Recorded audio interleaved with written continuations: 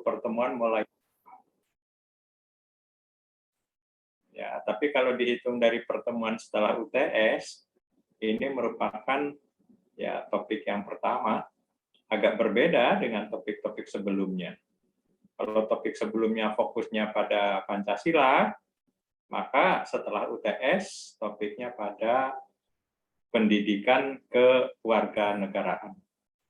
Nah, sehingga di kelas Anda disebut PPKN, Pendidikan Pancasila dan Kewarganegaraan. N-nya kecil. Ya, ini agak berbeda dengan di program studi lain. Ya, program studi lain itu tidak digabung, ya, tapi sendiri-sendiri.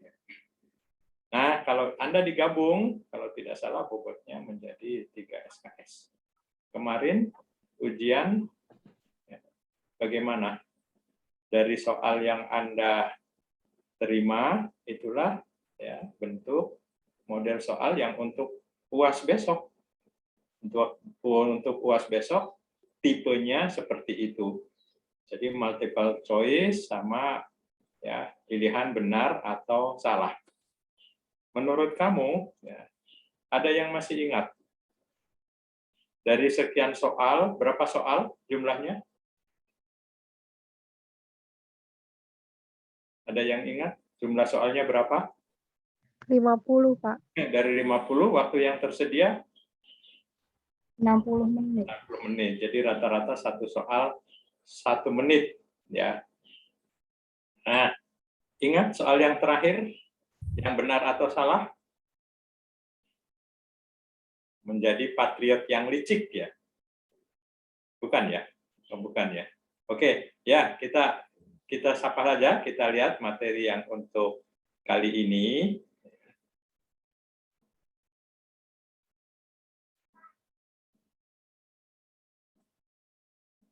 Jadi dimulai dengan pengantar pendidikan, ya kita antarkan. Ya. Ada 3 hal ya, dalam pengantar ini yang perlu Anda ketahui. Yang pertama itu tentang substansinya. Substansi yang ditawarkan oleh SK Dirjen atau dari Kementerian Pendidikan untuk topik kewarganegaraan ini ada 9. Ya, apa saja ke-9 itu? Yang pertama pengantar, yang kedua ini ya, dan yang terakhir yang ke-9 tentang ketahanan nasional. Dari 9 topik yang ada di dalam pedoman, dan itu merupakan mata kuliah wajib ya, bagi perguruan tinggi, ya, kita atur agar 9 topik ini ya, disampaikan dalam 7 kali tatap muka. Berarti ada ya, 2 topik yang digabung, sehingga klop ya, tatap mukanya 7 kali, tapi substansinya 9 ya, terlampaui semua.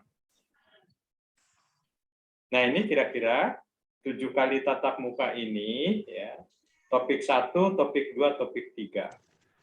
Untuk topik 1 kali ini, itu isinya ada 3, ya, A, B, dan C. Untuk topik 2, isinya ada 2 digabung, identitas nasional dan integrasi nasional. Ini semacam kontrak ya, kontrak materi. Nah, di topik 3 itu konstitusi negara dan penegakan hukum. Penegakan hukum terkait dengan pemberantasan tindak pidana korupsi. Kemarin banyak sekali pertanyaan-pertanyaan yang muncul ya, pada waktu kuliah internasional tentang karakter. Ada beberapa mahasiswa yang ikut. Nah, 3 topik ini berarti disampaikan dalam 3 kali tatap muka. Sisanya 4 kali tatap muka isinya ini. Ya, wawasan Nusantara dan wawasan kebangsaan digabung. Kemudian ketahanan nasional dan bela negara digabung. Nah, topik yang ke-6, hak dan kewajiban warga negara digabung dengan hak asasi manusia. Dan di topik yang ketujuh, menjelang UAS bulan Januari, itu ada dinamika dari kehidupan demokrasi di Indonesia terkait partai politik dan pemilu. Inilah 7 topik yang akan kita bedah ya selama 7 kali tatap muka. Sekarang yang pertama, dasar pertimbangan mengapa pendidikan kewarganegaraan diberikan kepada Anda. Hampir sama dengan dasar pertimbangan kenapa Pancasila diberikan kepada Anda. Yang pertama, amanat undang-undang yang mengatakan bahwa pendidikan kewarganegaraan itu bukan mata kuliah tambahan, tapi mata kuliah wajib. Ya. Kemudian yang kedua, amanat kebijakan Ketua Program Studi bahwa pendidikan kewarganegaraan masuk di semester 1 ya, bersama-sama dengan Pancasila. Alasan yang ketiga, pendidikan kewarganegaraan merupakan bagian yang tidak terpisahkan dalam pembentukan karakter. Jadi seperti disampaikan bahwa untuk membentuk karakter bukan satu-satunya lewat pendidikan Pancasila, bukan hanya lewat pendidikan kewarganegaraan. Di dalam pernyataan kemarin Bapak keluarkan ya, pendidikan Pancasila merupakan satu-satunya media atau alat untuk pengembangan karakter. Itu pernyataan salah. Ya, karena juga pendidikan karakter bisa dikembangkan melalui pendidikan kewarganegaraan dan pendidikan-pendidikan yang lain. Ya. Nah, selanjutnya yang keempat, dasar pertimbangan yang keempat ini warga negara itu mempunyai kedudukan yang sangat penting bagi suatu negara. Kenapa? Karena tidak mungkin ada negara tanpa adanya warga. Ya, sehingga ya warga itu karena sangat penting maka harus dilindungi. Kenapa? Ya, unsur-unsur negara itu ada 3. Ada warga negara, ada wilayah, ada pemerintahan. Nah, ibaratnya sama seperti waktu Bapak menjelaskan pendidikan Pancasila. Ya, tidak mungkin ada negara tanpa ada warga negara. Ya, ibaratnya seperti mahasiswa kita ini. Tidak mungkin ada Unimus tanpa adanya mahasiswa gizi. Jadi semakin banyak mahasiswanya, semakin kuat Unimus. Sehingga ya bagaimana caranya kita agar tetap mempertahankan jumlah mahasiswanya itu banyak, sehingga itu merupakan modal. Sama, negara agak semakin kuat kalau jumlahnya juga banyak dan hak-haknya dilindungi. Nah, kita lihat, ya, sudah disampaikan dalam pendidikan Pancasila, karakter itu apa? Karakter itu tabiat. Bisa dirubah enggak? Bisa, ya, tapi lama.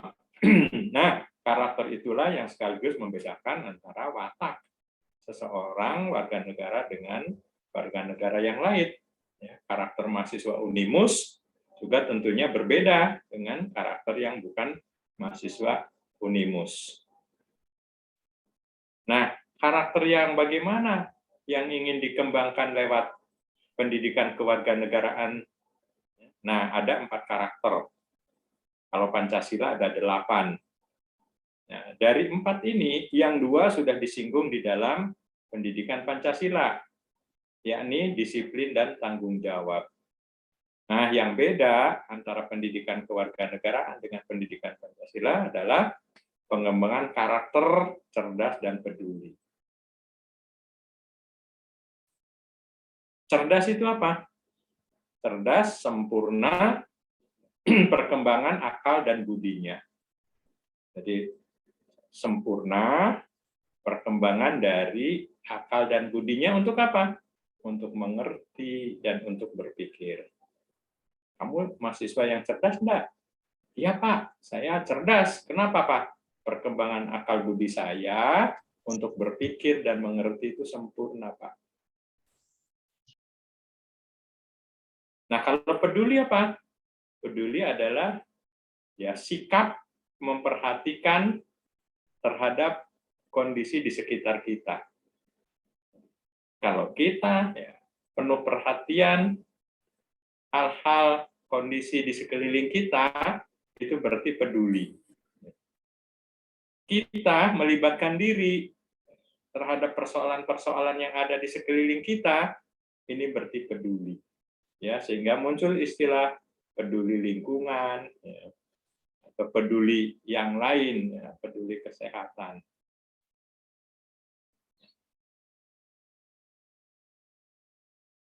Kalau tanggung jawab apa?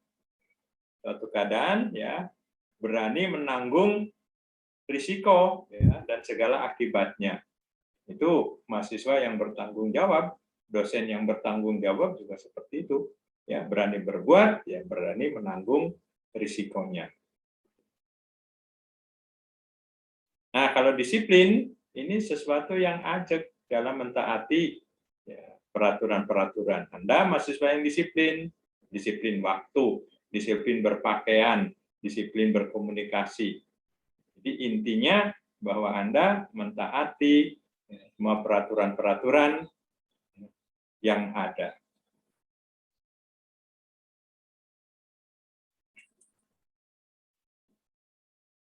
Nah, sekarang ya kita coba lihat. Halo, Anissa? Iya, Pak. Anda warga negara Indonesia? Dalam. Halo, Anissa? Anissa, Anda bergabung? Ya. Bapak tanya, Anda Ya. warga negara Indonesia? Iya, Pak. Anda penduduk Indonesia? Iya, Pak.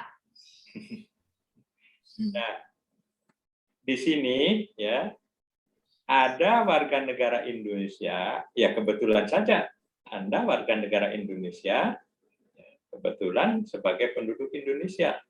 Loh, emangnya kenapa, Pak?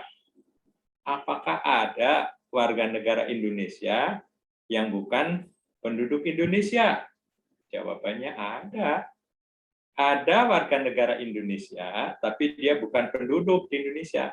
Siapa itu? Orang yang tugas belajar. Warga asing. Iya. Asing. Iya, jadi orang yang tugas belajar di luar negeri atau TKI yang di luar negeri itu warga negara Indonesia, tapi bukan penduduk Indonesia. Ya. Bisa jadi ada penduduk Indonesia, tapi bukan warga negara Indonesia. Kalau kok bisa, Pak? Iya, karena dia ya, penduduk Indonesia mempunyai KTP, tapi kewarganegaraannya bukan WNI, tapi WNA. Nah, agar supaya kita tidak rancu, apakah Adila warga negara Indonesia, apakah besok anak yang lahir dari Adila, kalau suaminya orang luar negeri, anaknya itu kewarganegaraan apa, ya kita lihat ya, dua hal. Yang pertama, pengertian warga negara dan penduduk, dan yang ketiga, asas-asas pedoman dalam menentukan kewarganegaraan seseorang. Nah, coba dibaca. Siapa itu warga negara? Warga negara adalah yang pertama orang-orang bangsa Indonesia asli, yang kedua orang-orang bangsa lain, yang ketiga yang disahkan dengan undang-undang sebagai warga negara. Ya, ini bukan yang pertama, yang kedua ya. Jadi ini definisi, tapi karena ini PowerPoint, ya biar poin-poin maka Bapak menjadi 3 baris. Tapi warga negara Indonesia adalah orang bangsa Indonesia asli dan orang bangsa lain. Dua-duanya ini disahkan dengan undang-undang sebagai warga negara. Karena ada orang bangsa Indonesia asli tapi bukan warga negara. Apalagi dia orang bangsa lain, maka agar supaya dia menjadi warga negara Indonesia harus disahkan dulu, ya, dia sebagai warga negara Indonesia. Dari mana aturan itu, Pak? Aturan itu berasal dari Undang-Undang Nomor 12 Tahun 2006. Nah, di situ mengatur segala sesuatu yang berkaitan dengan kewarganegaraan. Jadi kalau kita ingin lihat hal-hal yang terkait dengan kewarganegaraan, baca. Di situ di Undang-Undang Nomor 12 Tahun 2006. Nah, pasal 1 menyebutkan seperti itu. Warga negara ialah orang bangsa Indonesia asli dan juga bisa ya, bukan bangsa Indonesia asli, tapi dia bangsa lain, ya, sudah disahkan menjadi warga negara Indonesia berdasarkan undang-undang. Nah, siapa yang bisa menjadi warga negara Indonesia? Yang bisa menjadi warga negara Indonesia, ya sudah barang tentu. Dia bisa orang Indonesia asli, bisa juga orang bangsa lain. Ini di dalam UUD 45 pun bunyinya sama seperti itu. Jadi, ya, apa yang ada di dalam Undang-Undang Kewarganegaraan tadi diambil dari Undang-Undang Dasar 1945. Ya. Di dalam pasal 26 menyebutkan itu. Hal ini diulang di dalam pasal 1 Undang-Undang Nomor 12 Tahun 2006. Jadi tidak bertentangan. Undang-Undang Nomor 12 2006 tidak bertentangan dengan UUD 45. Nah, kalau penduduk siapa? Ya, coba dibaca yang lain. Siapa penduduk? Penduduk adalah warga negara Indonesia. Penduduk adalah warga negara Indonesia dan orang asing yang bertempat tinggal di Indonesia. Pasal 1 UU Nomor 24 2013 tentang administrasi kependudukan. Ya, jadi berbeda. Kalau warga negara adalah tadi, ya, orang bangsa Indonesia asli atau bangsa lain yang disahkan. Nah, kalau penduduk adalah warga negara Indonesia, WNI. Bisa juga bukan WNI, tapi dia orang asing, WNA. Nah, bertempat tinggal di Indonesia. Jadi, ya, orang asing yang bertempat tinggal di Indonesia itu penduduk Indonesia, bisa diberi KTP Indonesia. Loh, dari mana pasalnya? Itu dari ketentuan undang-undang tentang administrasi kependudukan. Undang-Undang Nomor 24 Tahun 2013. Undang-Undang Nomor 24 Tahun 2013 ini mengatur khusus tentang administrasi kependudukan. Undang-Undang Nomor 12 Tahun 2006 khusus mengatur tentang kewarganegaraan. Kalau UUD 45 mengatur hak, kewajiban warga negara dan juga kewajiban antara lembaga negara yang satu dengan lembaga negara yang lain. Jadi ada 3 undang-undang yang terkait dengan kewarganegaraan dan penduduk. Apa saja? Undang-undang tentang administrasi kependudukan, Undang-Undang Kewarganegaraan, dan UUD 45. Ya, jadi sekali lagi penduduk adalah WNI ya, dan orang asing yang bertempat tinggal di Indonesia. Sampai di sini ada yang mau ditanyakan? Halo? Ada yang mau bertanya?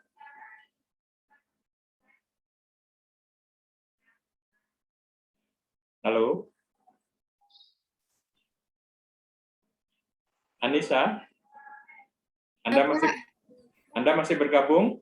Masih. Nah, dari dua definisi ini, kalau menurut kamu, mana yang jumlahnya lebih banyak, An?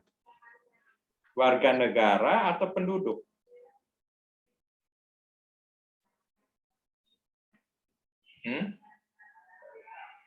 An? Warga negara, Pak. Warga negara jumlahnya lebih banyak dibanding dengan penduduk. Ya. Jadi warga negara Indonesia jumlahnya lebih banyak dibanding dengan penduduk Indonesia. Kok bisa? Kenapa? Alasannya kenapa, An?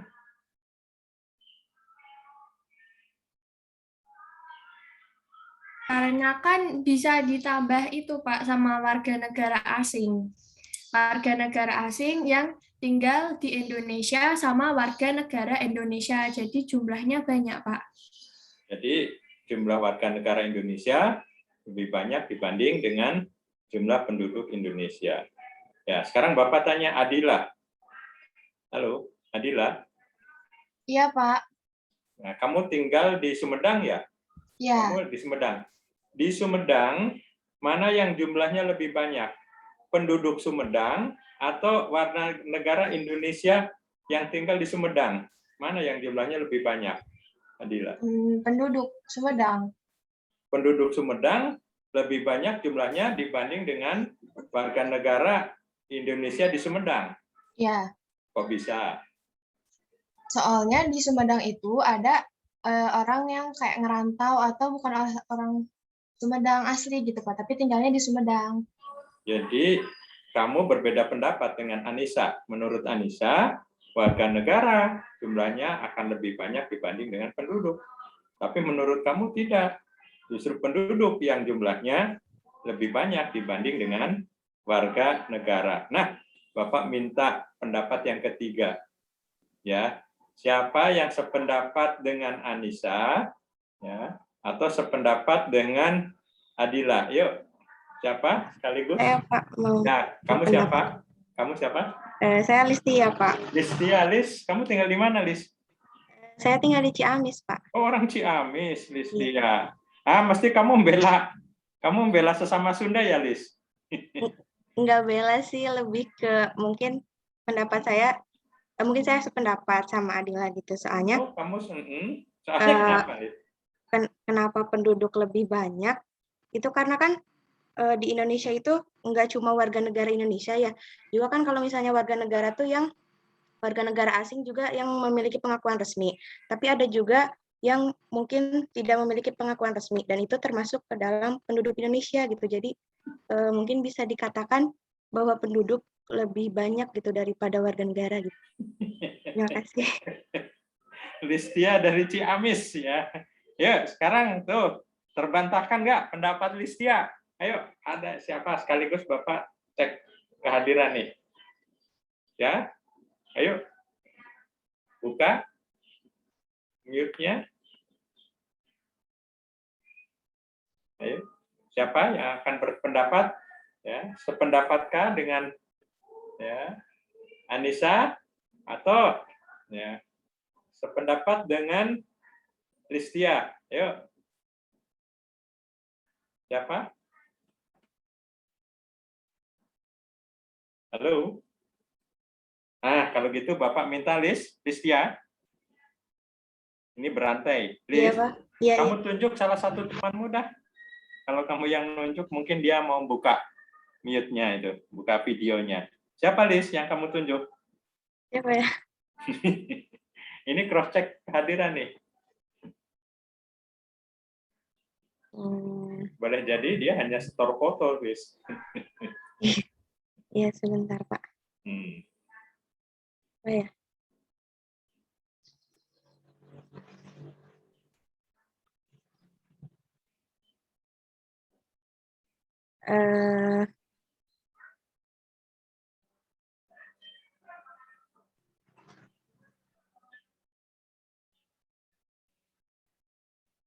Cowok boleh, Lis.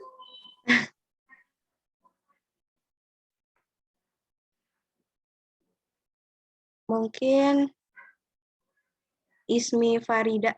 Ismi Farida, halo. Apakah Anda bergabung, Ismi Farida? Ya, Pak. Ismi Farida, Anda bergabung? Bergabung, Pak. Nah, kamu ditunjuk oleh Listia, ya. Listia berpendapat bahwa jumlah penduduk lebih banyak dibanding dengan jumlah warga negara, sekaligus membantah membantah pendapatnya Anissa. Ya, Anissa bilang enggak, warga negara lebih banyak dari penduduk. Ayo, menurut kamu gimana pendapatmu? Menurut saya sama seperti Listia. Oh, Warga negara yang di Indonesia itu lebih banyak. oh, berarti kamu berbeda pendapat dengan si Lis. Lis bilang penduduk yang lebih banyak. Yang berpendapat warga negara lebih banyak bukan Lis, si Anissa. Nah, kenapa alasannya? Kok kamu sependapat dengan Anissa bahwa jumlah warga negara lebih banyak dibanding dengan jumlah penduduk? Kenapa? Alasannya apa? Karena sekarang penduduk di Indonesia itu kebanyakan warga Indonesia asing, Pak. Sedangkan warga Indonesia sendiri tuh TKW kayak gitu, Pak. Keluar gitu. Kamu tinggal di mana?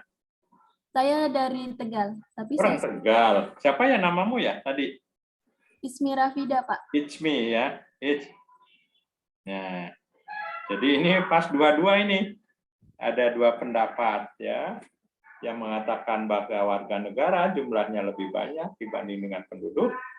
Tapi ada dua mahasiswa ya, Lis sama Adila yang menyatakan sebaliknya. Yang benar jumlah penduduk lebih banyak dibanding dengan jumlah warga negara ya. Kenapa? Penduduk terdiri dari warga negara Indonesia dan warga negara asing. Contohnya begini. 10 sama dengan 8 ditambah 2. 10 itu penduduk Indonesia, 8 itu warga negara Indonesia, 2 itu warga negara asing. Itu ya contohnya. Itu ya. Sekarang pertanyaan selanjutnya. Ya, ini ada kasus nih. Kepala desa memberikan KTP pada warga negara asing di situ. Ya. Jadi ada Pak Lurah. Pak Lurah itu memberikan kartu tanda penduduk Indonesia, padahal dia bukan warga negara Indonesia, warga negara asing. Menurut Anda, tindakan Pak Lurah itu ceroboh atau enggak? Anda mendengar pertanyaan Bapak? Mendengar. Mendengar. It's me. It's me. Pak. Kamu tunjuk mahasiswa yang lain untuk menjawab pertanyaan yang terakhir dari Bapak tadi. Siapa itu? Fihri Salsabila. Panggilannya Salsabila. Halo. Fihris. Yes, halo. Ya, Pak. Kamu dengar pertanyaan Bapak? Diulang lagi, Pak. Apakah Pak Lurah berbuat ceroboh atau tidak? Dia memberikan kartu KTP pada warga negara asing yang tinggal di kelurahannya. Itu tindakan itu benar atau keliru?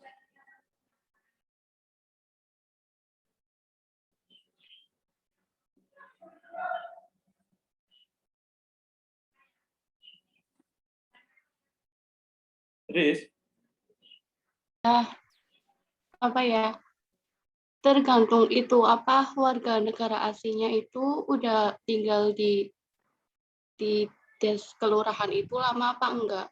Kalau terus udah laporan sama RT atau RW apa tidak, kalau mungkin benar, tapi kalau misalnya belum itu apa laporan, mungkin tindakan yang salah, Pak. Kamu tinggal di mana, Riz? Di mana? Tegal. Orang Tegal juga.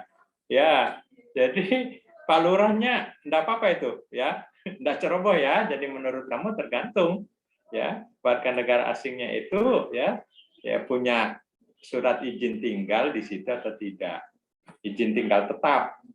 Kalau dia tidak punya izin tinggal tetap tapi tiba-tiba diberi, nah itu salah, itu lurahnya gegabah.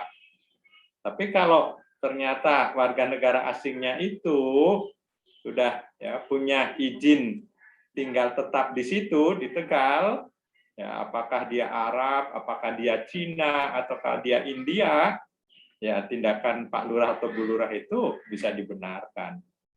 Ya. Nah ini ya. Sekarang ada kasus lain di Bogor tuh. Ya, ada WNI ya dia izin tetap tinggal di situ, terus karena udah punya izin tetap diberi kartu tanda penduduk. Kemudian saat pemilu dia ikut memilih presiden kita. Nah, warga negara asing itu yang berKTP itu boleh enggak ikut pemilu seperti yang di Bogor. Nah, Pak Lurahnya itu atau ya TPS, tim pemungutan suaranya gegabah enggak itu memberikan izin pada warga negara asing karena dia sudah punya KTP untuk ikut Pilpres, menoblos. Riz? Halo, Riz? Iya, Kamu tunjuk salah satu temanmu untuk menjawab pertanyaan terakhir dari Bapak.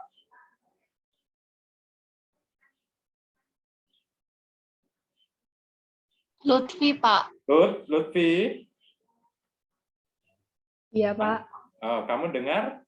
Ya. Dengar, Pak. Pertanyaan Bapak sudah paham ya? Gimana itu? Iya. TPS atau Pak Lurahnya gegabah atau enggak itu? Sah-sah saja?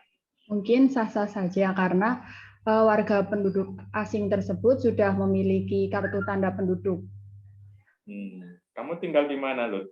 Pemalang. Orang Pemalang ya. Iya. Itu enggak boleh ya. Jadi boleh warga negara asing punya KTP tapi tidak punya hak suara. Ya. Makanya tidak benar itu, ya. Maka jumlah suaranya dicoret. Ya. Jadi jumlah yang suaranya tadinya mungkin lebih banyak dia dari partai tertentu, ya dicoret nama-nama itu karena tidak hanya 1-2, banyak warga negara asing, ya apakah dia Tionghoa atau yang lain ikut pemilu semua, ya sehingga salah satu calon itu jumlahnya meningkat. Nah, ketentuannya boleh punya KTP, tapi khusus untuk pemilu yang KTP-nya WNI. Kenapa? Di dalam KTP kalau WNA, tulisan kewarganegaraannya bukan WNI, tapi warga negara A, WNA. Hanya itu apa? Bisa India, bisa Cina, bisa yang lain-lain, bisa Arab. Gitu, ya. Ya, Bapak lanjutkan.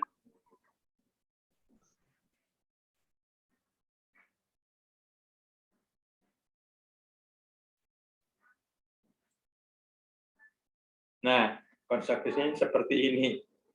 Ya, jadi ada warga negara, dia otomatis menjadi penduduk, tapi ada juga warga negara yang bukan penduduk, dan sebaliknya ada penduduk yang bukan warga negara. Ya, selanjutnya, asas-asas kewarganegaraan. Apa yang dimaksud dengan asas-asas kewarganegaraan? Yang dimaksud asas-asas kewarganegaraan adalah pedoman yang digunakan oleh negara untuk menentukan siapa yang bisa menjadi warga negaranya. Pedoman siapa yang bisa menjadi warga negaranya. Nah, pedoman ini di dunia ada 4 asas. Ya.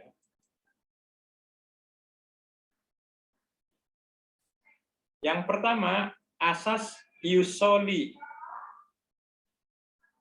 Asas ius soli ini asas yang menentukan bahwa kewarganegaraan seseorang ditentukan berdasarkan tempat kelahiran. Dia dilahirkan di mana? Disitulah dia menjadi warga negara. Contohnya begini, jika seorang anak lahir di negara B, seorang anak lahir di negara B, maka anak tersebut otomatis menjadi warga negara B. Walaupun orang tuanya bukan dari warga negara B. Walaupun orang tuanya bukan warga negara B, tapi karena dia dilahirkan di tanah milik negara itu, maka anak yang lahir itu otomatis menjadi warga negaranya. Contohnya Amerika. Siapapun yang melahirkan di tanah Amerika, siapapun yang melahirkan di jajahan Amerika, maka otomatis anak itu menjadi warga negara Amerika. Tidak peduli dia orang tuanya dari mana. Amerika begitu. Kenapa? Karena dia menentukan kewarganegaraannya berdasarkan ius soli, tempat kelahirannya. Itu ya. Nah, hal ini berbeda dengan ius sanguinis. Ius sanguinis tidak begitu. Ya, kewarganegaraan seseorang ditentukan berdasarkan keturunan. Orang tuanya, terus sampai anak-anaknya itu berdasarkan keturunannya. Tidak peduli dia dilahirkan di negara mana. Sehingga ada istilah, ya, sekali Cina, tetap Cina. Sekali Jepang, tetap Jepang. Kenapa? Karena dia menganut asas ius sanguinis, berdasarkan keturunan dari orang tuanya. Ya. Nah, sampai sini, Anda paham? Ius sanguinis sama ius soli. Jadi sanguin itu darah. Soli itu tanah. Jadi ius sanguinis, negara berdasarkan keturunan orang tuanya. Contohnya Cina, Jepang, dan India. Kalau soli, Amerika dan Australia. Paham di situ?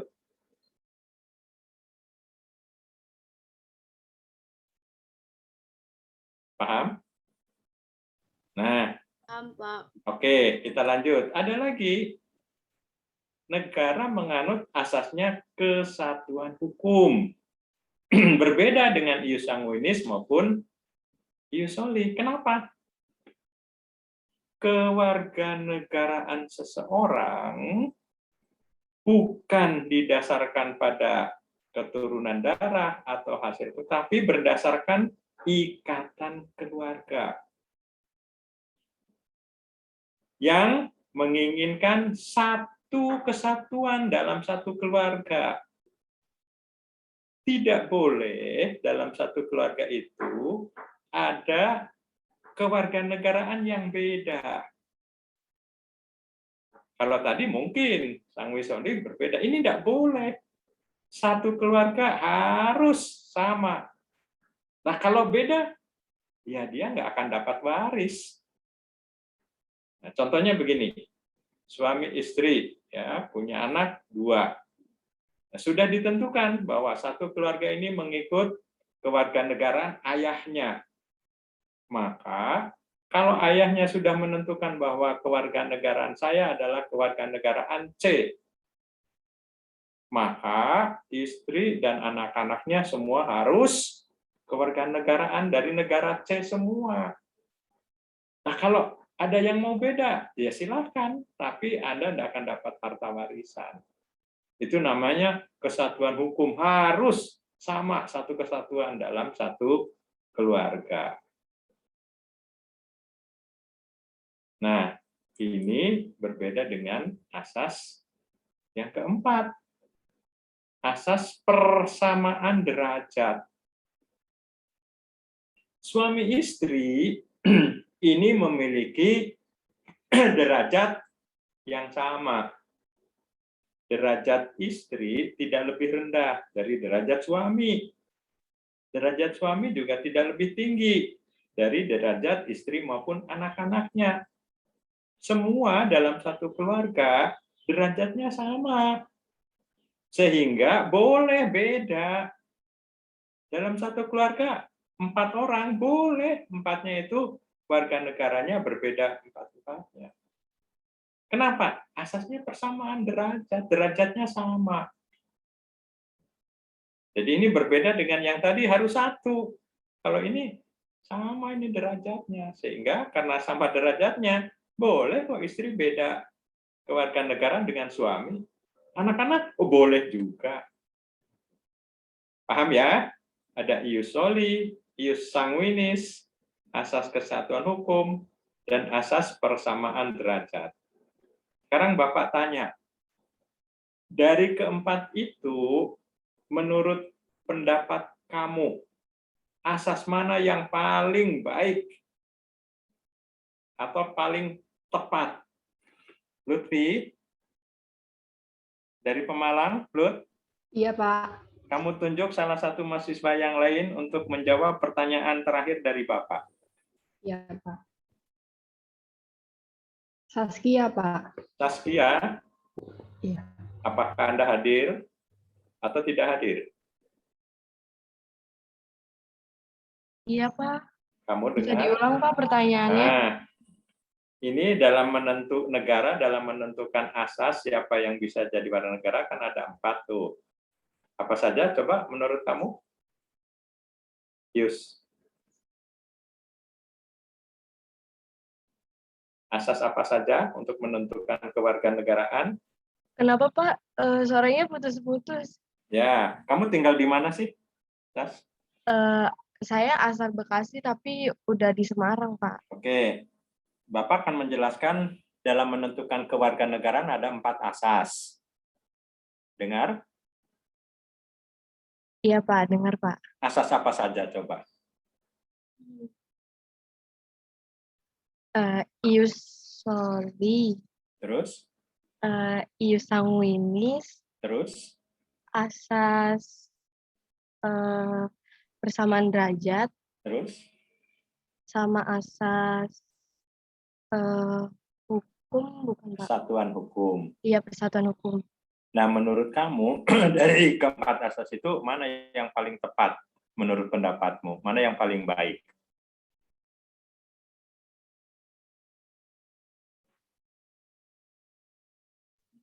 Sebentar ya, Pak.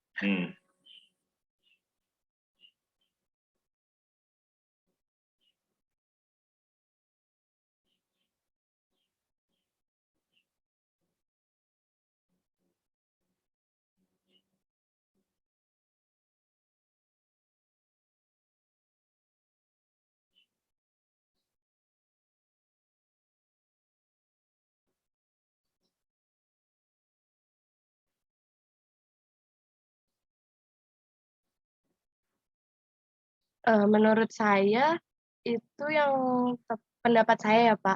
Itu Ya. ius. Maksudnya asas persatuan hukum. Menurut kamu asas kesatuan hukum yang paling tepat? Iya, Pak. Alasannya kenapa? Kenapa?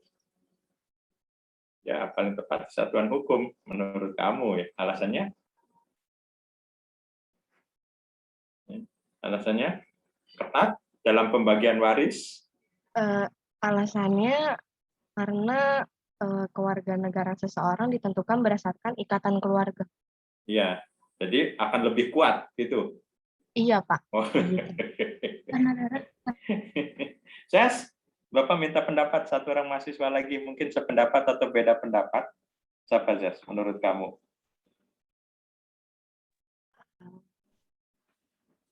Saya yang pilih gitu, Pak. Kamu yang milih menurutmu. Sekaligus Bapak cek ini mahasiswa itu hadir atau bolos.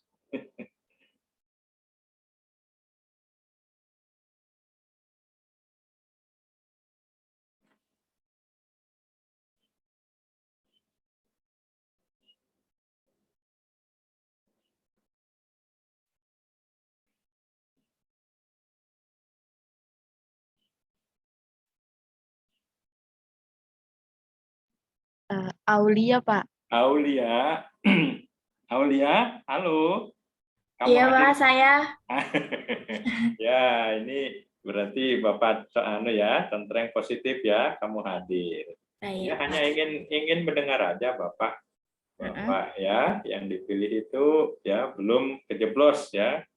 Maksudnya dia ada nama tapi tidak hadir. Ya, enggak apa-apa, ya rugi sendiri ya. Aulia, Iya, Pak, saya. Anda mendengar pertanyaan Bapak, si Zaskia menurut dia yang paling baik asas kesatuan hukum. Karena kalau dari satu keluarga itu sama, itu akan lebih kuat posisinya dibanding dengan ya kalau satu keluarga itu beda-beda. Apakah Anda sependapat?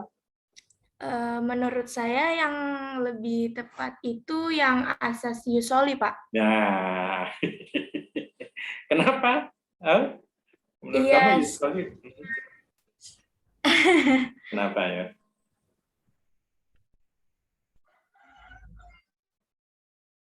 Ayo, Ya, Pak, soalnya Mhm. ditentukan berdasarkan tempat kelahirannya gitu, Pak. Nah, iya, kenapa itu yang paling kuat? Emangnya tempat kelahiran mempunyai apa sih? Chemistry atau mempunyai ya, sumpah ya, tanah gitu? Atau gimana alasannya?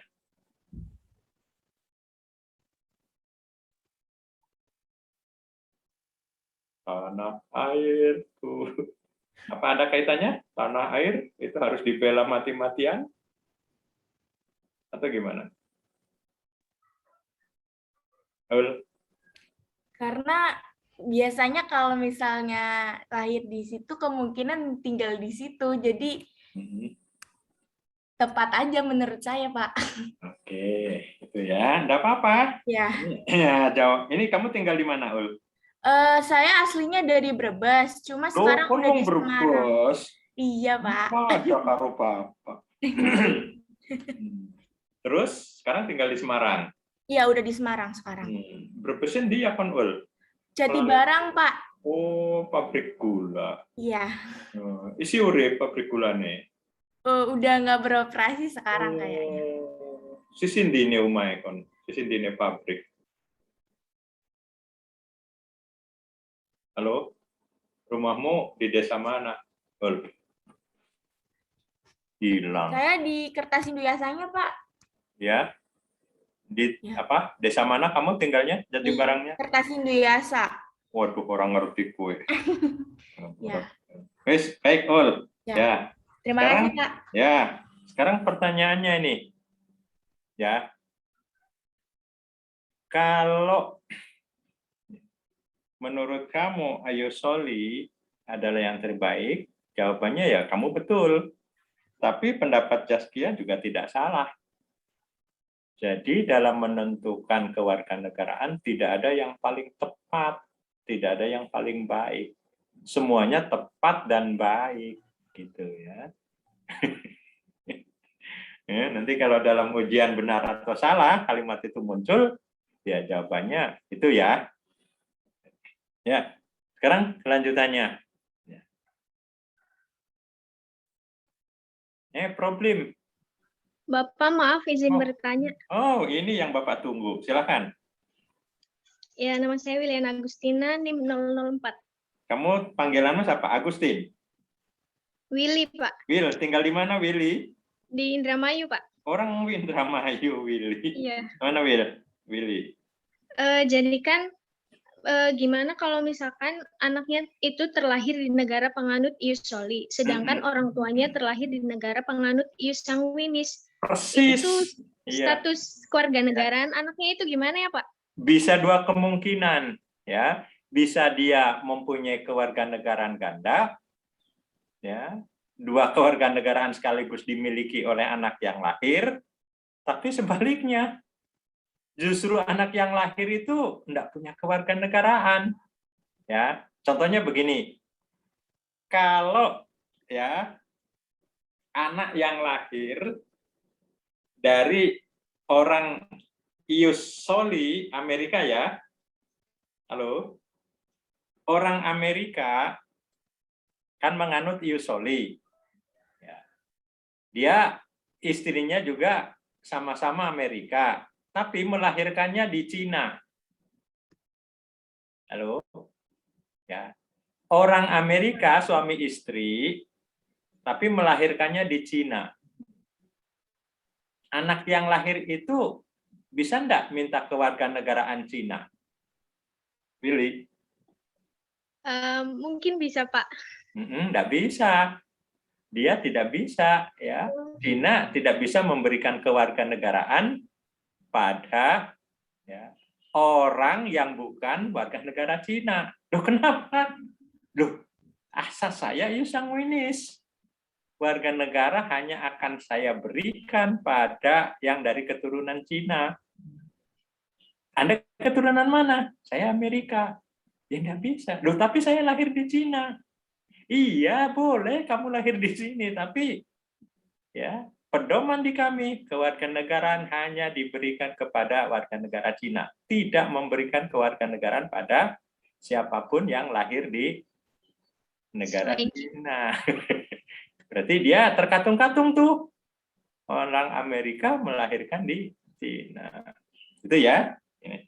Tapi sebaliknya, Will. Orang Cina, suami istri, ya, datang di Amerika, dia melahirkan di Amerika. Nah, dia warga negaranya apa? Ganda. Dia punya warga negara. Kenapa? Cina kan prinsipnya ius sanguinis. Sekali Cina tetap Cina. Dimanapun kamu melahirkan. Jadi cenger lahir, warga negara Cina. Yang Amerika, loh, kami tidak peduli orang tua anak ini dari mana, pokoknya lahir di negara Amerika, kami beri kewarganegaraan Amerika. Enak tuh. Ya. Jadi kalau ius sanguinis melahirkan anaknya di ius soli, itu kewarganegaraan ganda. Tapi kebalikannya, kalau ius soli melahirkan di ius sanguinis, apatrida, tidak punya kewarganegaraan. Oke, baik Pak. Terima kasih Pak. Oke, Riri. Ya. Yuk, silakan. Ada yang mau komen? Pak, saya izin bertanya. Boleh. Saya siapa? Saya Anissa Aprilia Andini. Panggilanmu? NIM Nisa, Pak. Nisa? Iya. Nis? Kamu tinggal di mana, Nis? Di Blora, Pak. Orang Blora. Iya. Saya NIM 061. Ya, gimana? Izin bertanya. Ya. Tadi kan pengertian warga negara sendiri adalah sekelompok manusia yang secara hukum diakui oleh negara. Nah, itu bagaimana jika yang bukan warga negara, kan bukan warga negara itu pengertian sendiri itu tinggal di Indonesia tetapi secara hukum tidak diakui atau tidak mendapat perlindungan hukum. Nah, itu bagaimana jika terjadi problematika atau masalah terhadap seorang yang bukan warga negara, begitu Pak? Iya, ini spesifik di Indonesia. Nah, pertanyaannya, Indonesia ini menganut apa? Apakah ius sanguinis atau ius soli? Itu dulu. Ya, ada yang tahu? Indonesia menganut apa? Ius sanguinis atau ius soli? Ius soli? Ius soli, Pak. Ius soli. Ius soli. Dua-duanya, Pak. Ya, benar. Ya, Indonesia menganut dua-duanya. Ius sanguinis, ya ius soli. Karena Indonesia menganut dua-duanya, berarti konsekuensinya apa di Indonesia? Konsekuensinya, anak yang lahir di Indonesia bisa apatrida atau bipatrida? Dipatrida. Dipatrida. Jadi konsekuensi Indonesia menganut asas ius soli dan ius sanguinis sekaligus, maka di Indonesia orang bisa mempunyai kewarganegaraan ganda. Contohnya apa? Orang Cina lahir di negara kita. Ya. Cina kan tadi ius sanguinis, ya, sekali Cina tetap Cina.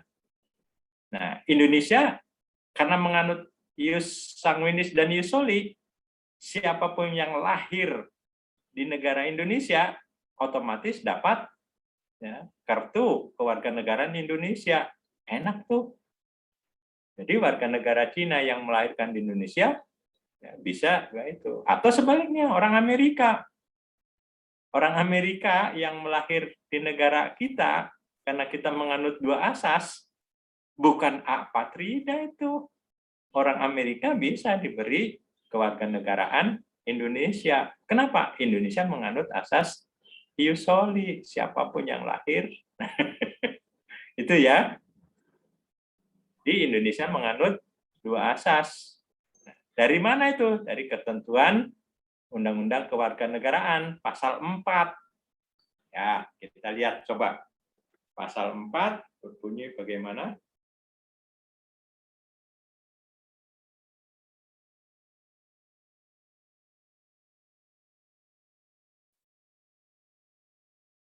Nah, pasal 4 ayat B, C, dan D itu menunjukkan kita menganut asas ius sanguinis. Nah, pasal 4E kita menganut asas ius soli. Jadi terbukti di situ. Nah, sekarang gimana? Apa beda pasal 4B dan C dan D? Coba dibaca salah satu. Anak yang lahir dari perkawinan yang sah dan dari seorang ayah dan ibu warga negara Indonesia. C. Anak yang lahir dari perkawinan yang sah dari seorang ayah warga negara Indonesia dan ibu warga negara asing. D. Anak yang lahir dari perkawinan yang sah dari seorang ayah warga negara asing dan ibu warga negara Indonesia. Ini siapa ini yang baca? Saya Anissa Aprilia. Oh, Nisa. Pak. Nis, kamu Ya, tinggal di mana ya, Nis, tadi ya? Di Blora, Pak. Orang Blora. Nis, Ya. kalau Ya, suamimu besok, suamimu itu orang luar negeri, Nis. Ya. Lanjutkan, Nis, enggak apa-apa ya. Nih, nah orang luar negerinya orang mana misalnya? Yang cakep-cakep itu orang mana itu, Nis? Korea? Enggak, Pak. Ya orang Malaysia, orang mana ya? Nah, kalau kamu suamimu orang luar negeri, maka anak yang lahir ya dari suamimu itu dengan kamu ya, itu kewarganegaraannya itu kan warga negara Indonesia ya otomatis. Tapi atas dasar pasal mana kamu? Apakah B, C atau D?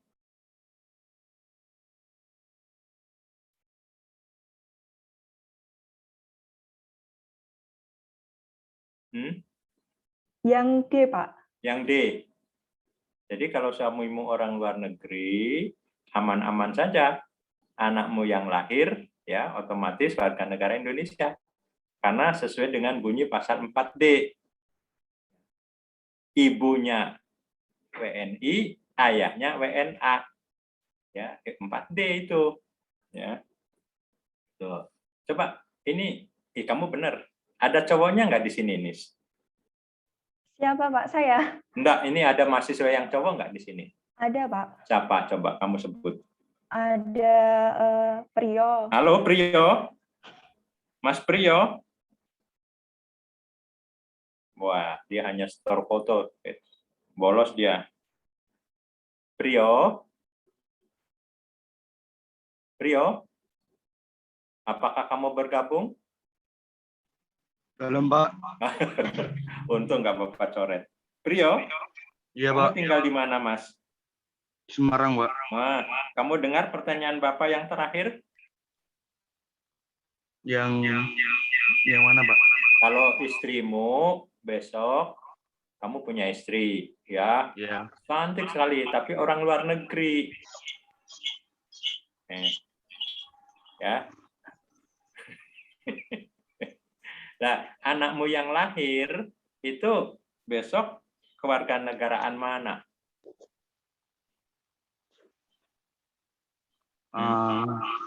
Apakah warga negara Indonesia atau bukan warga negara Indonesia?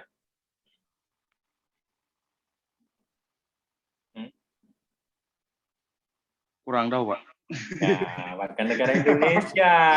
Kamu nggak merhatiin sih, ya. Kamu, anakmu yang lahir bisa otomatis minta warga negara Indonesia. Loh, kamu ditanya alasannya, loh. Ya.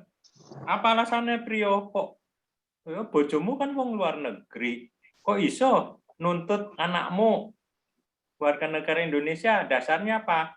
4B, C, atau D?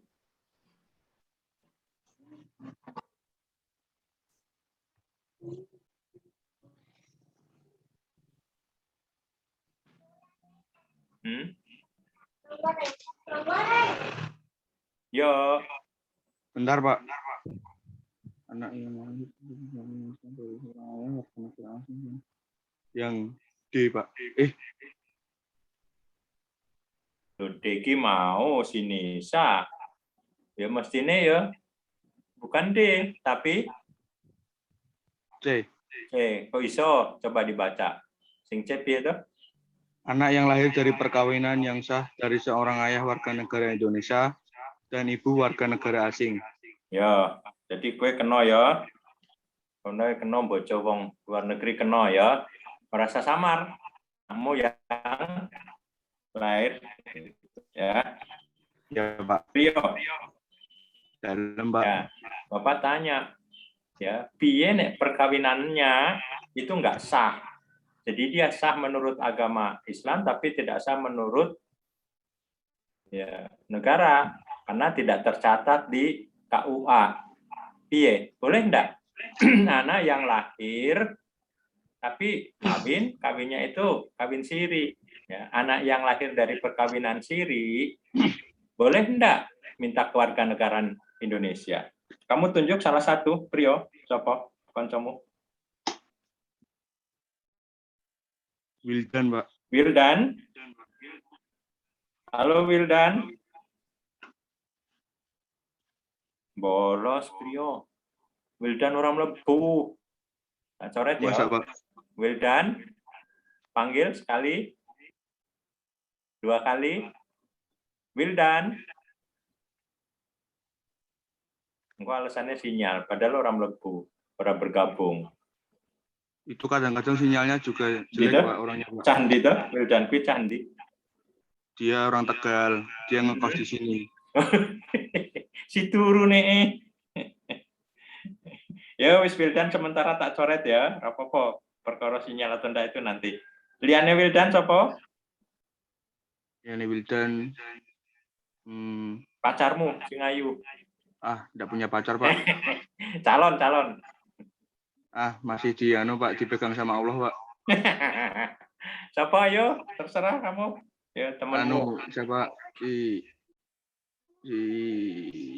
Estu, Pak. Estu. Halo Estu.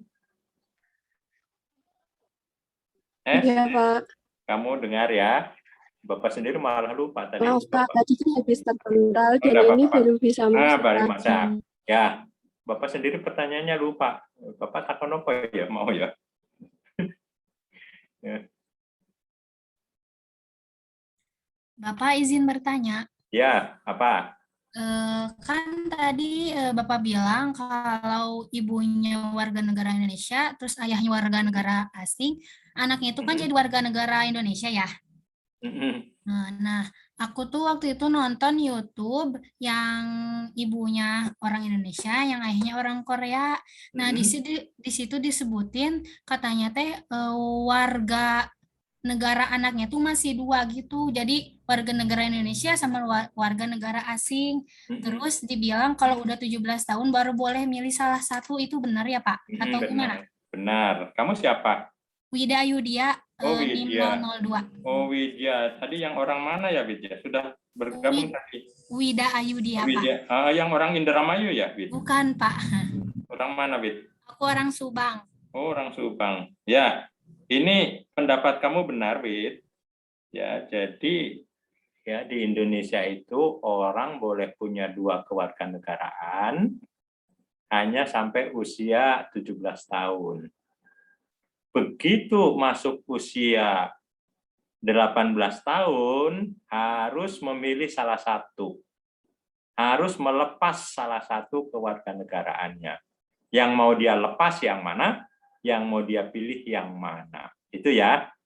Sehingga di Indonesia menganut asas kewarganegaraan ya, ganda tapi terbatas. Itu ya.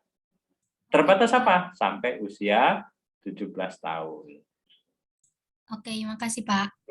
Ya. Sekarang pertanyaannya tadi ya, S2. Bapak jadi ingat. Kalau orang kawinnya tidak sah. Pernah dengar kamu ada orang kawin yang nggak sah?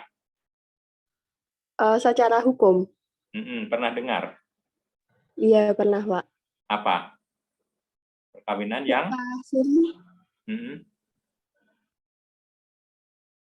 tidak sah karena dia tidak terdaftar mendaftarkan diri ke KUA ya. Iya. Tapi dia ya secara agama sah ya, sehingga disebut kawin siri. Anak-anak yang kawin hasil dari perkawinan kawin siri ya, bisa enggak anaknya itu jadi warga negara Indonesia? Setahu saya tidak bisa karena tidak diakui pernikahannya. Jadi walaupun dia orang tuanya Indonesia sama Indonesia, ayah ibunya, walaupun ayah ibunya dua-duanya Indonesia, tapi kalau kawinnya siri, maka anaknya tidak otomatis itu S2? Iya. Setahu saya iya. Apalagi kalau salah satunya warga negara asing. Jadi syaratnya harus sah. Ya, ini ada ketentuan baru ya. Walaupun perkawinannya itu tidak sah, tapi anak yang lahir itu bisa mendaftarkan diri untuk menjadi warga negara Indonesia. Walaupun orang tuanya itu sama-sama orang Indonesia, ataupun salah satu dari orang tuanya itu bukan warga negara Indonesia. Jadi perkawinannya sah atau tidak sah ini enggak jadi masalah.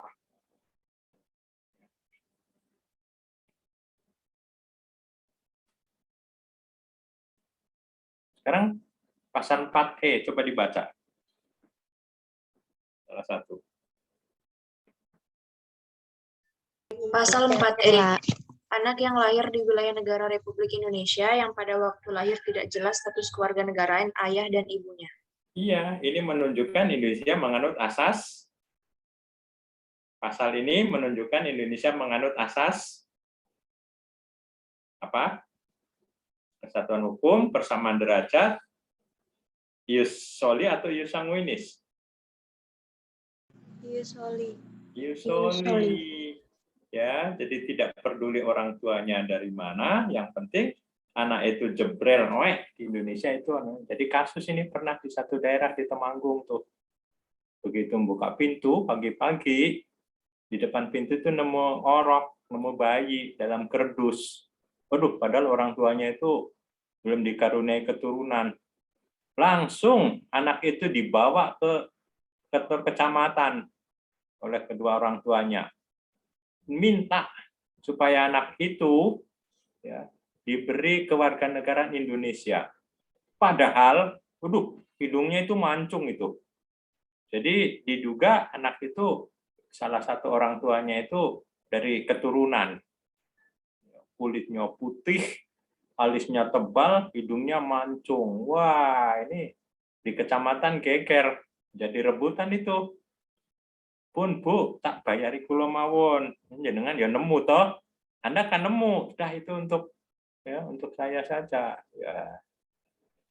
Jadi ya tidak bisa. Ini pokoknya aku ya ini tak anakku ini. Nah, ngototnya si ibu itu yang menemukan bayi, rupanya dia tahu pasal 4E.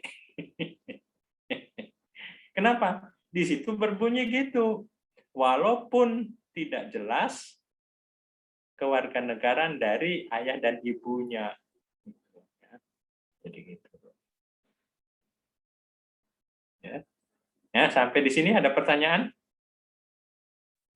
Pak izin bertanya. Boleh.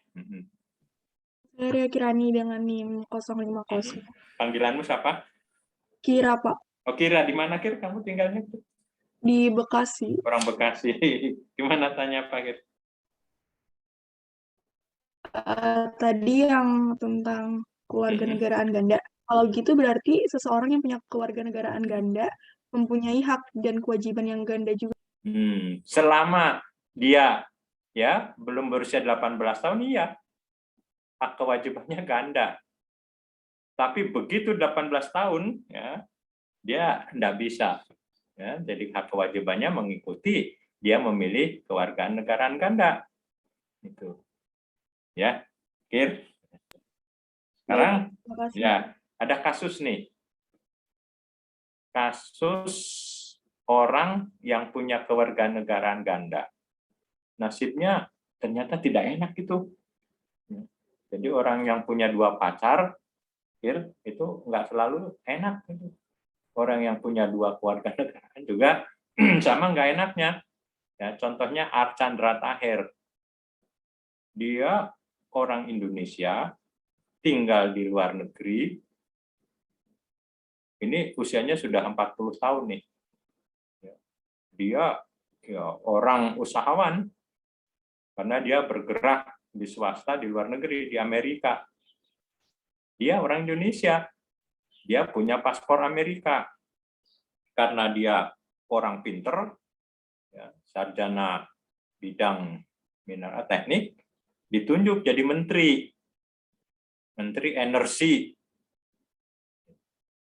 Nah, setelah dilantik, baru ketahuan. Ternyata dia punya kewarganegaraan ganda. Berarti pelantikannya itu melanggar ketentuan. Di Indonesia boleh kewarganegaraan ganda hanya sampai usia 17 tahun. Nah, dia usianya sudah 40, dia punya KTP Indonesia, dia punya paspor Amerika.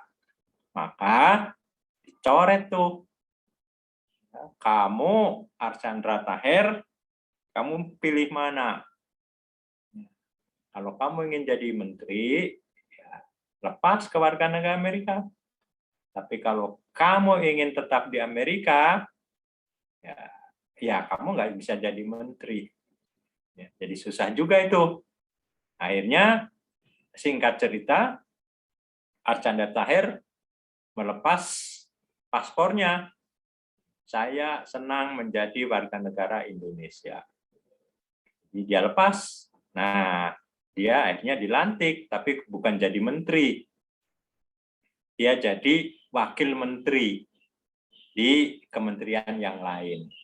Ya, jadi intinya apa? Karena Indonesia menganut kewarganegaraan ganda hanya sampai usia 17 tahun. Begitu 18, hanya boleh 1. Jadi, punya kewarganegaraan ganda, nggak enak. Itu ya. Itu, Kir. Tapi kalau misalnya kayak tadi kasusnya kita nggak mengurus kewarganegaraan ganda ini setelah kita berumur 18 tahun, misalnya tadi sampai 40 tahun, itu bisa dikenakan sanksi dari hukum nggak sih, Pak? Ya, sanksi. Dia tidak bisa menduduki jabatan penting. Ya, penduduk jabatan penting dia tidak bisa ya, dapat. Kenapa? Indonesia menganut asas kewarganegaraan ganda hanya sampai dengan usia 17. Jabatan menteri, jabatan apapun, penting nggak? Penting. Ya syaratnya harus hanya 1. Nah kalau dia nggak ketahuan, ya salahnya yang nunjuk. Kenapa sampai nggak ketahuan? Nah, untung itu ada yang melapor. Tuh ya. Jadi kasus Archandra Taher. Sekarang punya 2 susah, nggak punya juga susah. Ada kasus, kamu pernah dengar Gaskia? Siapa itu? Yang pengibar bendera pusaka itu. Pernah dengar? Enggak, Pak. Pernah. Nah, dia siswa SMA ditunjuk jadi pengibar bendera pusaka 17 Agustus Paskibraka. Ternyata dia nggak punya kewarganegaraan. Apatrida. Padahal Paskibraka itu kan jabatan terhormat. Syaratnya harus punya. Akhirnya dia dicoret dari anggota Paskibraka. Kenapa? Syaratnya harus punya kewarganegaraan. Lah dia orang tuanya Perancis, ibunya Indonesia. Ya, gitu. Di Perancis ya berlaku seperti itu ya, anak yang lahir. Nah, akhirnya apa? Dia dicoret. Nah, ibunya gigih memperjuangkan anaknya menjadi warga negara Indonesia. Jadi bapaknya mengalah. Nah, karena Gaskia itu sudah punya kewarganegaraan dan Indonesia, dia dipilih ya, dapat jabatan terhormat menjadi pengibar bendera, tapi bukan saat menaikkan, hanya sebagai penurunan bendera di sore hari. Jadi kesimpulannya, ya, kewarganegaraan ini sangat penting. Karena apa? Orang bisa menduduki jabatan penting. Jabatan penting tidak mungkin diberikan kepada orang yang apatrida maupun bipatrida. Itu kesimpulannya.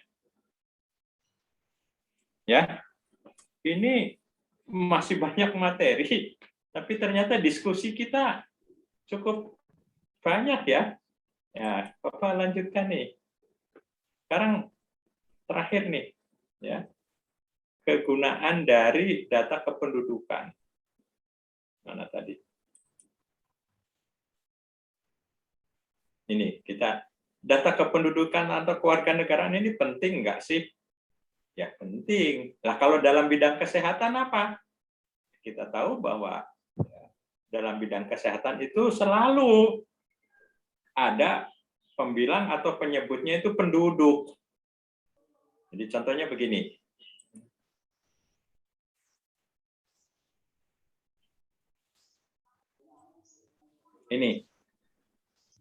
Ini Anda orang kesehatan, ya Gizi pasti mengenal yang namanya H.L. Bloom, Hendrik L. Bloom. Dia mengatakan bahwa baik buruknya status kesehatan di suatu masyarakat dipengaruhi oleh 4 faktor. Apa keempat faktor yang mempengaruhi baik buruknya status kesehatan? Yang pertama faktor kependudukan. Aslinya herediter.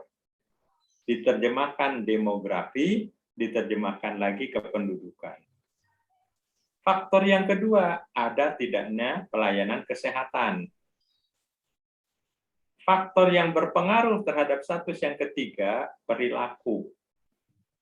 Yang keempat, lingkungan. Ini menunjukkan bahwa ternyata kependudukan bisa mempengaruhi baik buruknya status kesehatan di suatu masyarakat. Itu menurut H.L. Bloom. Jadi kalau begitu, kependudukan ini merupakan faktor penting. Kenapa? Bisa mempengaruhi baik buruknya status kesehatan di suatu masyarakat. Yang kedua, masih pendapat H.L. Bloom. H.L. Bloom berpendapat bahwa dari sekian pengaruh ini, yang pengaruhnya paling besar adalah lingkungan. Jadi tanda anak panah ini menunjukkan besarnya pengaruh. Nah, kependudukan pengaruhnya kecil. Yang paling besar lingkungan. Disusul perilaku. Jadi H.L. Bloom mengatakan Yang kedua, bahwa pengaruh yang paling kuat adalah pengaruh lingkungan. Kependudukan, iya pengaruhnya ada tapi kecil. Terus, kalau faktor-faktor 1, 2, 3, 4 ini merupakan faktor yang berpengaruh, istilah kesehatannya itu namanya determinan faktor. Faktor yang mempengaruhi, itu determinan faktor adalah faktor yang mempengaruhi. Nah sekarang, status kesehatan masyarakat sendiri, itu indikatornya apa? Indikator dari status kesehatan di suatu masyarakat, itu yang populer ada 3, yakni angka kelahiran, angka kesakitan, dan angka kematian. Jadi morbiditas, mortalitas, ya, dan kelahiran. Morbiditas itu kesakitan, mortalitas itu kematian. Jadi itu indikator status kesehatan masyarakat. Nah, ada tambahan juga umur harapan hidup. Jadi umur harapan hidup itu juga merupakan indikator dari baik buruknya derajat kesehatan masyarakat. Jadi ada yang menyebut derajat kesehatan masyarakat, ada yang menyebut status kesehatan masyarakat. Gitu, ya. Nah, karena kependudukan ini penting, maka datanya harus sama. Misalnya Pak, data jumlah penduduk. Data jumlah penduduk ini harus sama antara instansi yang satu dengan instansi yang lain. Misalnya, antara dinas kesehatan sama dengan statistik, itu jumlah penduduknya harus sama. Kenapa? Ya, jumlah penduduk mempengaruhi status kesehatan. Lah kalau tidak sama, ya kita sulit mengukur apakah kelahirannya tinggi, kesakitannya tinggi, atau morbiditasnya tinggi. Kita lihat contohnya.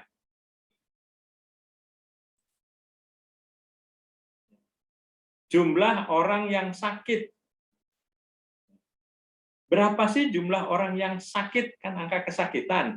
Morbiditas. Rumusnya apa? Jumlah penduduk yang sakit dibagi dengan jumlah penduduk yang ada di situ. Nah, kalau jumlah penduduk yang ada di situnya berbeda-beda, maka hasilnya juga akan berbeda. Maka begitu pentingnya data kependudukan termasuk jumlahnya. Itu ya. Itu yang bisa Bapak sampaikan? Ada yang mau ditanyakan? Izin bertanya, Pak. Ya, silakan. Ini cowok. Ganteng banget, Mas. Siapa namamu? Saya Wilson Febrian Pratama, Pak. Tadi saya diundang ada apa ya, Pak? Ya, kamu pertama bergabung ikut kuliah atau izin. Ternyata kamu ikut ya. Tadi ada pertanyaan sebenarnya. Ya, tapi karena sudah tadi pertanyaannya Bapak lupa itu ya. Yang penting Anda bergabung ya. Ya, Pak, maaf, Pak. Tadi ada masalah sama koneksinya, Pak. Oke, nggak apa-apa ya. Sekarang ya, yang terakhir ya. Coba kalau Anda memang bergabung, menurut kamu ini data kependudukan itu penting nggak sih? Penting, Pak, untuk mengetahui tentang kematian, kehidupan, serta taraf kesakitan kependudukan. Pinter kamu. Tinggal di mana kamu? Tegal, Pak. Orang Tegal ya. Jadi itu kuliah terakhir Bapak. Jangan disepelekan data tentang kependudukan. Kenapa? Karena itu mempengaruhi baik buruknya status kesehatan menurut H.L. Bloom tadi. Ya. Jadi gitu ya. Iya, Pak. Oke. Semakin banyak orang yang sakit, ya, semakin banyak penduduk yang sakit, Berarti di situ status kesehatannya baik atau jelek? Ayo. Jelek, Pak. Jelek. Gitu ya. Kenapa? Ya, karena status kesehatan ya baiknya ya rendahnya angka kelahiran dan angka kesakitan, rendahnya angka kematian itu baik. Kalau umur harapan hidup Indonesia kan meningkat dari 60 menjadi 70. Jadi semakin banyak usia orang umur harapan hidupnya, semakin tinggi status kesehatannya. Ya. Oke. Saya kira itu yang bisa Bapak sampaikan kuliah pagi ini, ya cukup padat.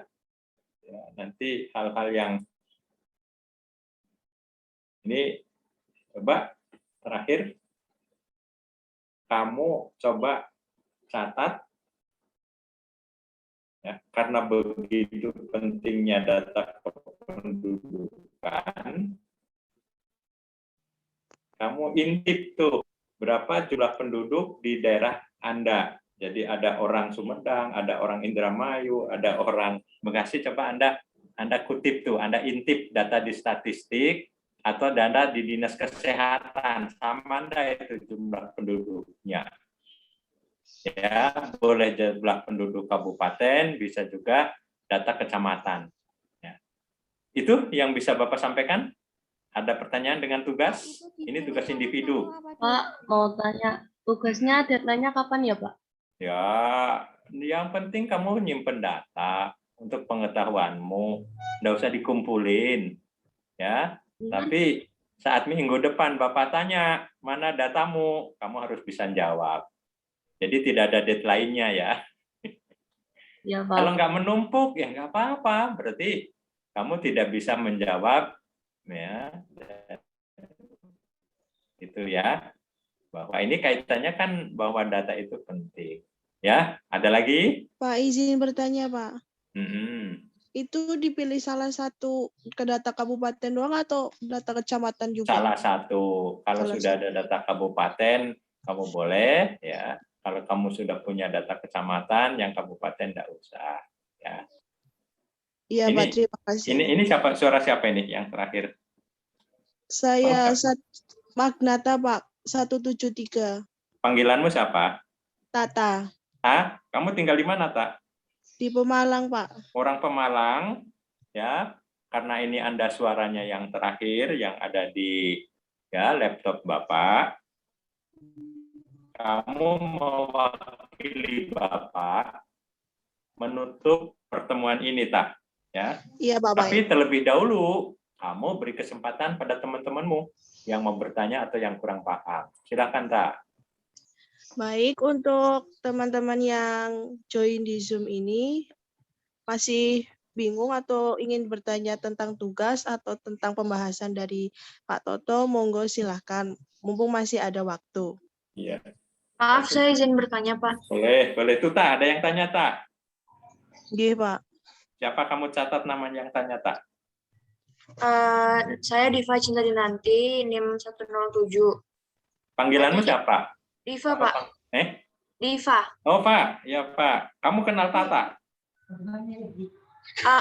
Kenal. Ya, oke. Tanya apa, Pak? Oke, silakan. Tadi kayaknya ada saya lihat slide yang tugas mandiri yang sebutkan negara-negara mana saja yang iya. Itu juga dikerjakan atau gimana? Iya. Oh iya. Iya, untuk pengetahuan sendiri aja. Siapa tahu keluar dalam ujian. Ya. Iya. Nggak dijawab nggak apa-apa. Untuk pengkayaan saja. Apa kamu sudah bisa menjawab negara-negara mana yang menganut komunis? Kamu gimana carinya? Maksudnya? Kamu mencari itu informasi kemana?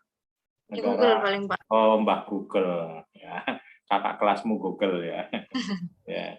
Silakan. Itu, Tak. Terima kasih, Pak. Kembali ke Tata. Baik, teman yang lain, apakah masih ingin bertanya lagi? Izin bertanya, Pak. Laris manis, Tak. Kalau kamu yang nawarin.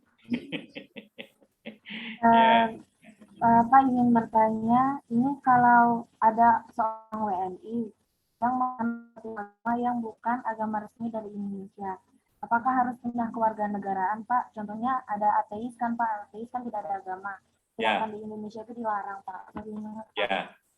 Ya, jadi harus mengisi di KTP-nya itu nanti dia harus kalau tadinya tidak beragama tidak apa-apa, tapi begitu dia minta KTP maka harus diisi, tidak boleh tanpa kosongan ateis. Kenapa? Prinsip negara kita negara Pancasila yang berketuhanan, ya. Jadi kita negara yang bertuhan menolak paham anti Tuhan, ya harus diisi. Dan tidak mau ngisi ya KTP-nya jangan diberikan, gitu ya. Kamu pinter nih. Siapa sih kamu? Rizky Maharani, Pak. Maharani. Tinggal di mana, Maharani? Di Manado, Pak. Waduh, orang Manado. Selamat bergabung. Ini kamu di Manado atau sudah di Semarang? Manado, Pak. Masih di Manado. Ya, bagus ya. Kapan kamu jumpa teman-temanmu di kampus? Insya Allah tanggal 20 sudah kesini. Tanggal 20 ya. Berapa kali naik pesawat kalau ingin sampai ke Ahmad Yani Semarang? 3 kali? Pak. 2 kali? Iya, Pak. Oke, ya. Oke, selamat ya. Welcome. Bergabung orang Manado. Baik, Pak, pertanyaan kedua. Oh, Pak, masih. Ya, gimana? Seseorang itu bisa kehilangan kewarganegaraan ya, Pak. Terus penyebab kehilangan kewarganegaraan. Pertanyaan lebih bagus. Bisa di dalam pasal 9, ya. Antara lain, ya, dia punya kewarganegaraan lain secara diam-diam. Ya sama, kamu punya pacar, ya. Pacarmu, ya putus saja, dia diam-diam punya pacar lain. Ya, jadi secara diam-diam dia ya selingkuh kewarganegaraan namanya itu, ya. Jadi selingkuh kewarganegaraan, dia warga negara tapi diam-diam punya itu coret aja bukan warga negara Indonesia. Salah satunya itu, ya. Jadi salah satunya selingkuh kewarganegaraan. Ya. Bagus ini pertanyaan orang Manado. Ya. Ya, mumpung di tempat kamu ini jauh-jauh. Ya, ada lagi pertanyaannya? Pak, izin bertanya. Tak, itu Laris tuh. Tak, ada lagi tak? Siapa tak? Kamu kenal enggak tak? Belum kenal. Ayo kenalan, kamu kenalan sama Bapak sama Tata. Ya, siapa? NIM 018. Panggilanmu siapa? Zahra. Ya. Gimana? Pertanyaannya apa? Kan ada anak namanya Hyundai, dia itu ayahnya tuh orang Amerika, nah ibunya itu orang Korea. Nah Hyundai sendiri itu akhirnya di Hawaii. Terus pas kecil sampai usia 7 tahun itu dia tinggalnya tuh di Cina. Terus pas 8 tahun sampai sekarang dia itu tinggal di Korea. Nah, jadi itu warganegaranya ganda ya Pak? Iya, dia kewarganegaraan ganda. Kenapa? Prinsipnya tadi ius soli melahirkan di ius sanguinis atau dibalik? Ius sanguinis melahirkan di ius soli. Akhirnya Hawaii berarti Amerika. Amerika, ya, iya, ius soli kewarganegaraan. Nah itu ibunya itu harus memilih salah satu. Dia kewarganegaraan mana, ya, itu. Nah sekarang dia itu udah umur 19 tahun, berarti harus milih salah satu ya Pak? Iya, dia telat itu, harus cepat-cepat. Kalau nanti sampai kelupaan terus, ya dia tidak akan bisa menjadi orang penting, gitu ya. Jangan sepelekan, orang penting syaratnya harus 1 kewarganegaraan. 2 tidak boleh, 0 tidak boleh. Orang penting apa saja sih? Ya, menjadi menteri, menjadi presiden, ya, berbisnis, ya, gitu ya, dan lain-lain. Menjadi mahasiswa Unimus, ya, ini tidak mengira ini Bapak dapat sambutan yang hangat, padahal ini mahasiswa gizi ya. Salut buat kamu ini, ya, Bapak ngajar di sospol atau ngajar di hukum, ya, tidak seperti ramai seperti ini. Bagus, ya, ya. Oke. Ayo, kembali ke Tata. Iya, teman-teman, baik. Masih ada yang bertanya atau gimana? Mohon maaf, Tak, izin bertanya. Ada lagi, Tak? Laris manis, Tak?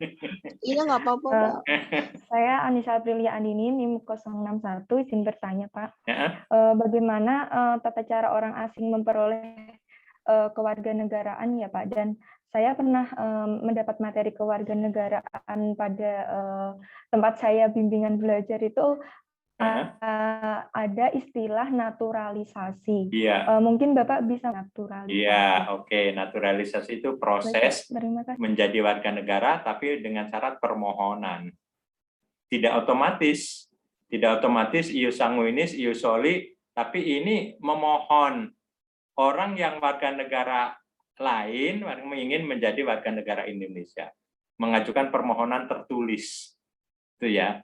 Ya, contohnya itu pemain sepak bola Gonzales itu menjadi warga negara Indonesia, tapi dengan proses pewarganegaraan. Jadi naturalisasi itu diterjemahkan pewarganegaraan. Ya, kewarganegaranya berdasarkan memohon. Ya, kalau memohon bisa ditolak, bisa diterima. Artis Korea, siapa itu? Dia memohon jadi warga negara Indonesia. Jadi boleh kewarganegaraan Indonesia ya berpindah warga negara. Gitu ya. Oke, Tata? Saya kira kita hentikan dulu ya. Nanti kalau ada untuk lain kali, silakan. Mohon maaf. Ya. Kita akhiri. Silakan, Tata. Tutup dengan doa atau apa? Iya, berarti ini sudah bisa diakhiri ya, Pak? Iya, Tak. Betul. Iya, terima kasih untuk Pak Toto materinya hari ini. Dan terima kasih juga untuk teman-teman yang sudah bisa bergabung Zoom, walaupun ada yang terkendala sinyal atau bagaimana. Mari kita tutup materi hari ini dengan bacaan hamdalah bersama, atau yang untuk